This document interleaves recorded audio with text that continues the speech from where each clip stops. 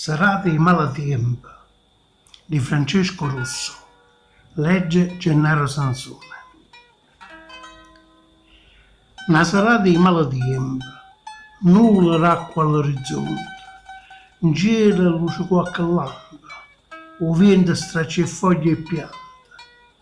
Un coppa a loggia piena di ciura, ma non vento stilla sopra, come il vero mezzo mare, e profumo nebbioso. Caria fresca di primavera, che profumo l'aria di mare, come volano i pensieri, mentre luce nel lampare.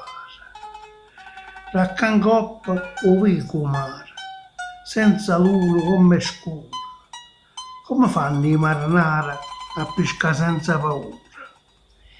Incantato guarda l'onna, mentre il vento mi accarezza, pare che la casa che non suona. Quanta gioia, quanta priezza. E vorrei che questo momento fosse eterno, non finisse, che non si arrestasse il vento e che il tempo si fermasse.